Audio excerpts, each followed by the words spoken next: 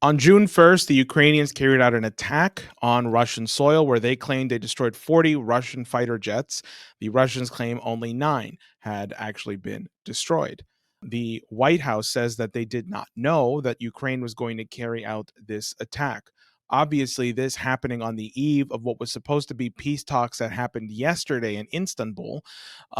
This was clearly an attempt to sabotage those peace talks and end the war.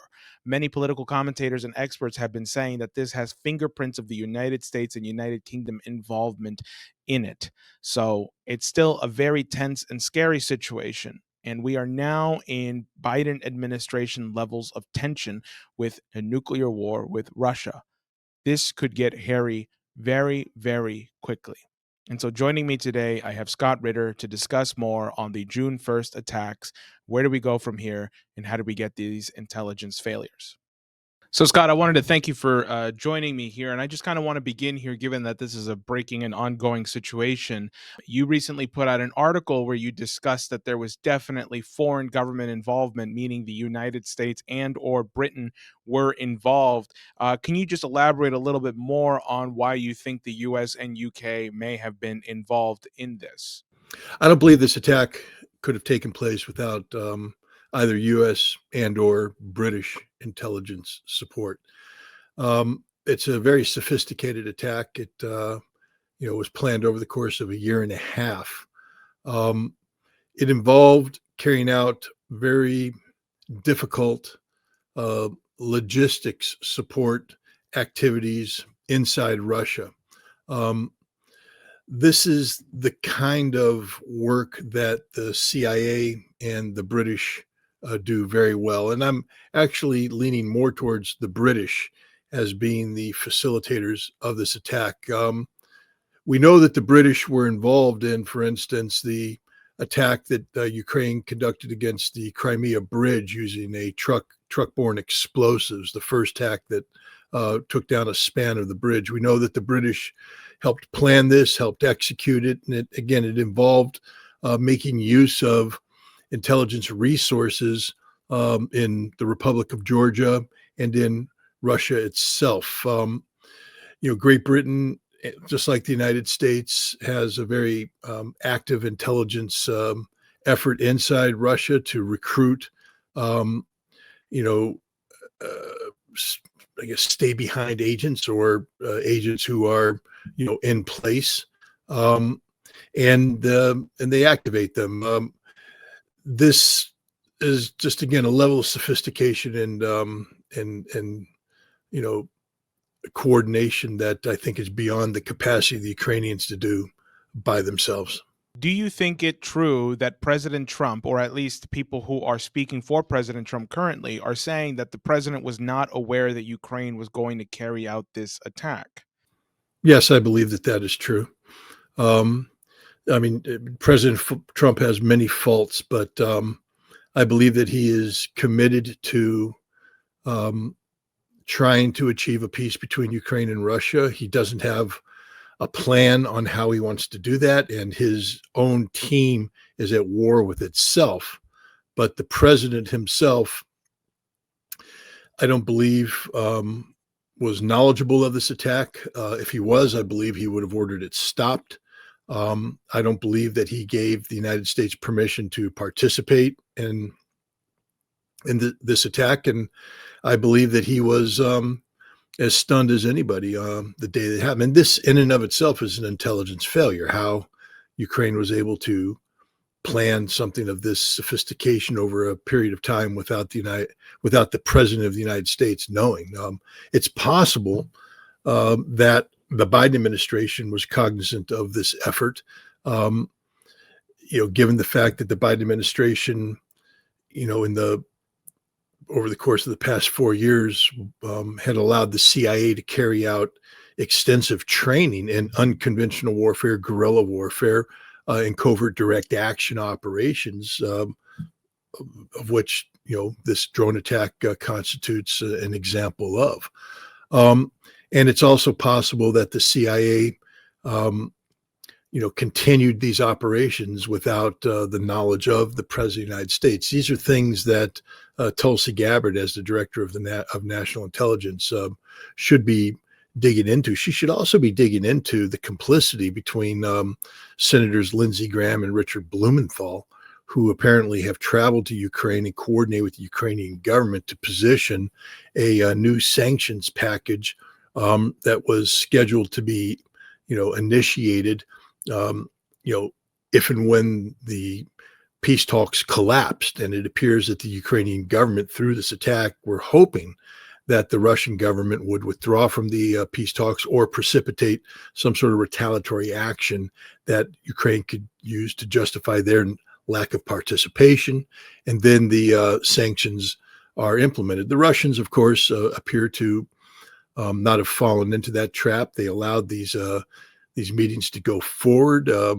They didn't soften their position, but they did leave the door open for a third round of negotiations. And it'll be very difficult for President Trump to approve the Graham-Blumenthal sanctions package while there still is theoretically at least a path towards peace. But the fact is, the President of the United States appears to be moving for a negotiated peace. And now he has two senators, Graham and Blumenthal, who are carrying out what in effect is an act of sedition, coordinating with foreign powers to undermine the national security policy of the United States, which is the sole prerogative of the President of the United States. A lot of people speculate about U.S. involvement. Given that you believe that President Trump wasn't informed, people were pointing out to Senator Graham and Blumenthal being in Kiev the day before in Ukraine, just before these attacks on Russian soil happened.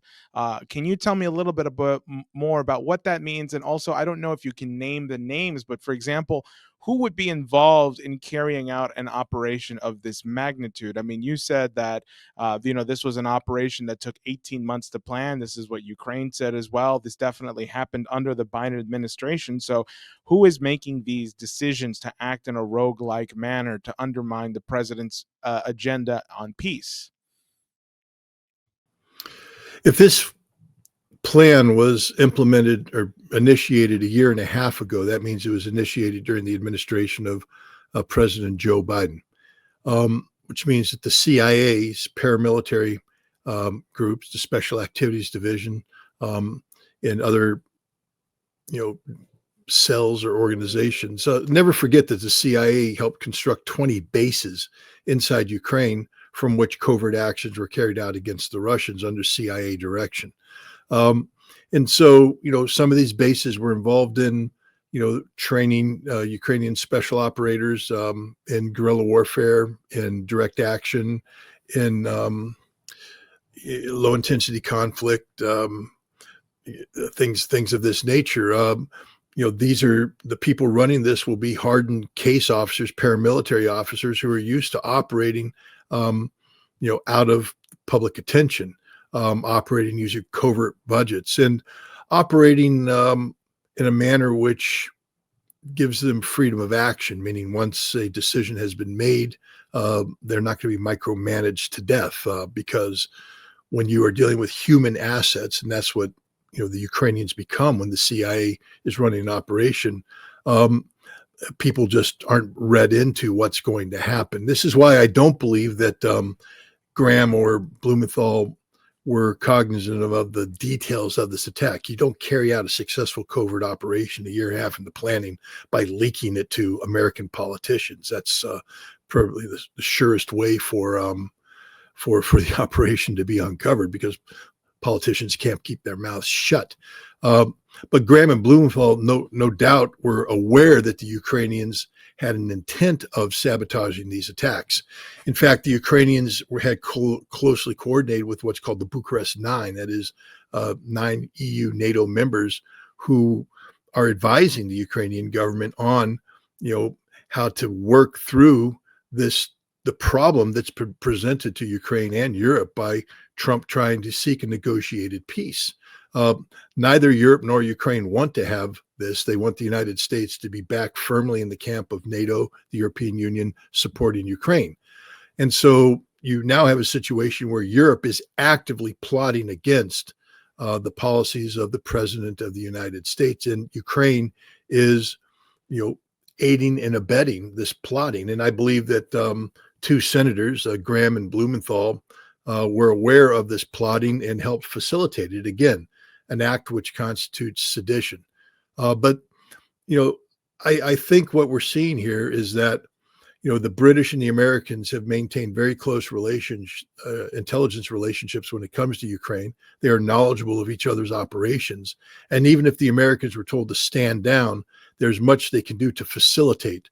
I don't know to the extent to which the United States was involved in helping pick safe locations, identify personnel inside Russia who could facilitate. If you go back in history and look at Desert One, the abortive failed rescue mission of the U.S. hostages in Tehran. Before Charlie Beckwith sent in his Delta Force, to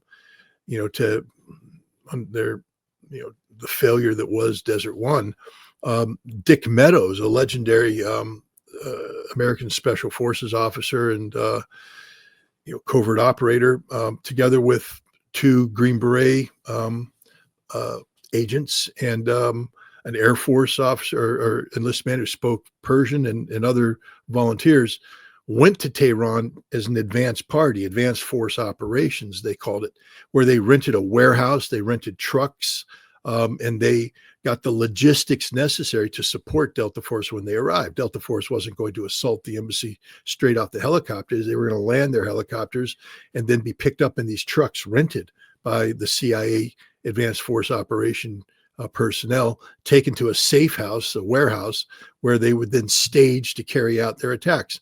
Does it sound familiar about what happened in Ukraine? This is the model of covert operations. This is how intelligence organizations work in a denied area.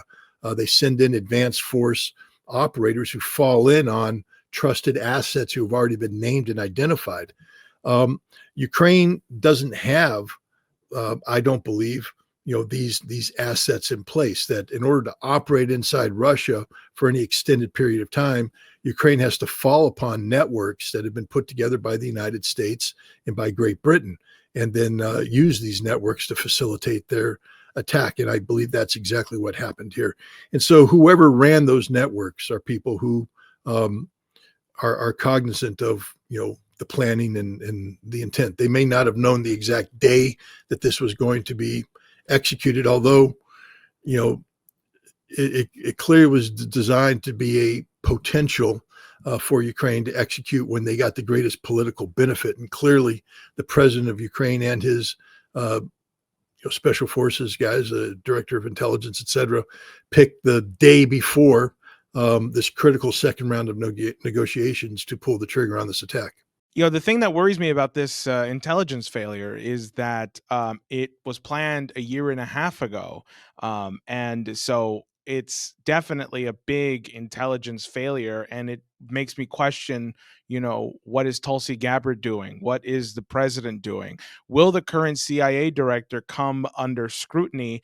And does this mean that there are other plans that are ongoing right now that are currently being executed or will be executed that we don't know about?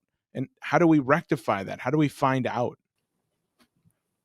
I think history is replete with examples of where there's been a change in administrations and the CIA has been caught, in the middle of executing operation. One needs only go back to the Bay of Pigs. When John F. Kennedy took over from Dwight D. Eisenhower, he assumed, command of the Bay of Pigs operation, which he didn't want to do. He was not briefed fully on what was going on, and it was a debacle. I think throughout history, in the American history, you'll see examples where presidents have taken over operations. George Herbert Walker Bush had begun a CIA operation in northern Iraq with the Kurds, only to be voted out of office in 1992. Bill Clinton inherited this operation, and the CIA continued much of their activities, even though the Clinton administration told them to stand down. So there's just example after example of this, and I believe that's what happened here. The problem, though, is the CIA um, in Russia House. Uh, Russia House is not being forthcoming to the director of the CIA or the director of national intelligence about its activities. They aren't sharing their sources. They're not sharing the details of their operations. And they claim that what they do is absolutely essential to the national security of the United States and that they need uh, to avoid the politicization or the, interference or exposure of their operations. The solution is to shut Russia House down. I mean, if we want peace with Russia, we have no need for an organization like Russia House, who seems to be dominated by paramilitary covert warriors who are seeking the strategic defeat of Russia, both inside Ukraine, but also to bring down Russia from within. This is not the policy direction that the United States should be embarked upon. And the president of the United States needs to bring in his director of Central Intelligence and the director of National Intelligence and tell them to bring this under control. And if needed, then they need to shut down Russia House, which means they have to be prepared to face the wrath of Congress, because there are many people in Congress, including Lindsey Graham, Richard Blumenthal, and others, who want the CIA to be carrying out this kind of activity.